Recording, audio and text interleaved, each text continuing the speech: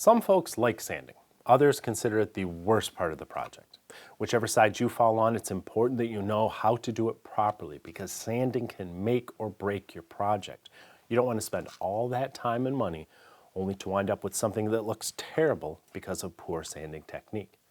Some time ago, I made a comprehensive tutorial video all about sanding. It was full of tips and tricks that'll improve your work no matter how many years you've been in the workshop.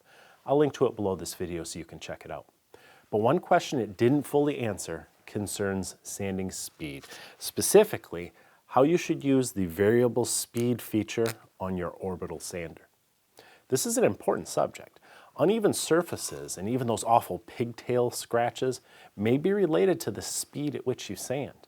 And the wrong speed can even ruin some materials. So understanding how sanding speed affects your work can be an important factor in a successful project. First of all, it's important to remember that sanding speed is a function of the rate at which the disc on the bottom of the sander spins and how quickly you move the sander across the surface of the wood. Here are two common sanders that I have in my shop. They both have variable speed dials, which are numbered from 1 to 6. Of course, these numbers are just a way to help you repeat your settings. They have little to do with the actual speed of the sander. The DeWalt, for example, runs at 8,000 RPM when the dial is set to 1 and 12,000 RPM when it's set to 6. So that means each number on the dial adds or subtracts about 700 RPM. The rigid runs between 7,000 and 12,000. So the numbers on its dial each represent plus or minus around 800 RPM. Of course, that doesn't mean the whole disc spins at 12,000 RPM. The pad orbits in small circles 12,000 times a minute, while the disc rotates at a slower rate. That's how you get the randomness of a random orbit sander.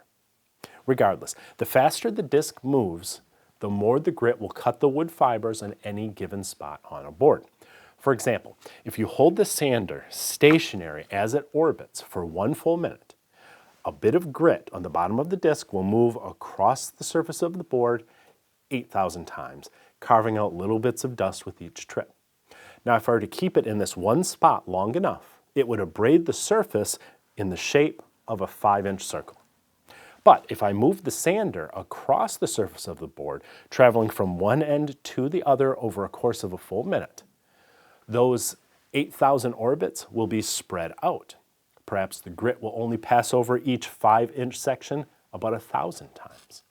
1,000 is significantly less than 8,000. Therefore, a single pass across this board will abrade the surface at a much slower rate than if it were concentrated in one spot. So to remove more material in that single pass from end to end, you'd have to move the tool across the board at a slower rate. 50% slower would give the grit 50% more passes over any given spot and remove 50% more wood. Alternatively, you can keep the tool moving across the surface at the same rate, 1 minute from end to end, but increase the motor's speed by 50%, and you would get the same abrasive effect.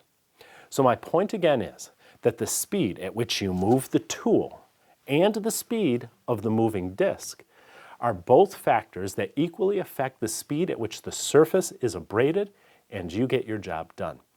Technically, that makes all sanders variable speed because your arm may be moved at any speed you wish, which is why not all sanders have variable speed functions. Many people just find them unnecessary. And here's where it gets interesting. If you were going to select one speed that you always left your sander set to, one speed that would work for most materials and most situations, what would it be? Well, a lot of folks would look at this dial from 1 to 6 and reason it can't be 1, the lowest setting, and it can't be 6, that's the highest setting, it must be somewhere in the middle, right? Well, on this DeWalt sander, the middle setting is about 10,000 RPM. But if you look at the specs on the single speed version of this same sander, guess what its fixed speed is? 12,000 RPM, the highest setting on the variable speed model's dial. DeWalt is essentially saying that the most common speed for most situations is that full 6, 12,000 RPM. Crank it all the way up and just go to work. But can't that overheat your sandpaper and potentially wear it out faster? Not really. 12,000 RPM is just not fast enough to overheat good sandpaper, unless you're applying excessive downward pressure. The weight of your hand is really all the downward force you should exert on a random orbit sander.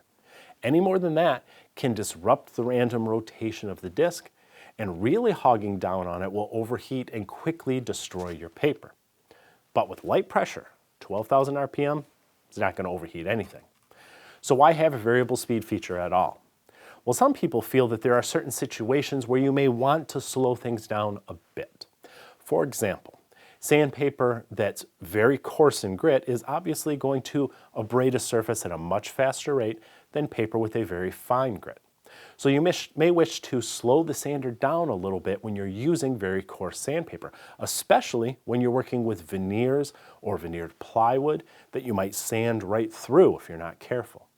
How much should you slow your random orbital sander's motor down? Just 1 or 2 numbers on the dial. Because if you slow it down too much, you risk forming pigtails. Pigtails are the bane of random orbit sanders. They can be caused by various things, such as a piece of grit being stuck beneath the disc or inadequate dust collection, but they may also be caused by improper sanding speeds. As a bit of sandpaper grit moves across the board, it cuts a little spiral path through the fibers. Normally, these spirals overlap each other many times, creating a pattern that's impossible to see. You might illustrate this by quickly drawing a spiral path with a pen as you move your hand across the paper. They will overlap each other and it'll look like one big thick line. But note what would happen if you slow down the orbit while moving your hand at the same rate. The spiral stretches out, and now you see a squiggly line that's more visible. Likewise, slowing the rotation of your sander's motor too much can create pigtails and other unattractive scratch patterns because it stretches them out. There's really no reason to ever sand wood at the slowest speeds on these sanders, in my opinion. Some folks say that these slow speeds are for lightly sanding between coats of paint or finish, but I never use an electric sander for such a delicate process as between coats of finish. I do that by hand, at least on furniture. I can't speak to what folks do in auto painting or other industries. If you're leaving your sander motor then at 10 to 12,000 RPM all the time, what does that mean about the speed at which you move it across the surface of the board? Moving too quickly can have the same swirl-producing effect as turning the motor down too low. The proper speed is about 1 inch per second. Now that may seem slow at first, especially if you're used to just buzzing back and forth, but you'll soon get used to it and you'll find it greatly improves the quality of your work.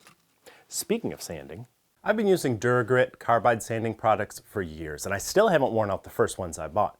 If I have a rough edge to smooth, a corner to chamfer, or a curve to shape, more often than not, I'm reaching for one of these cleverly designed tools. It's one of those workshop secrets I wish I'd discovered long ago. Check out the link below this video to see for yourself.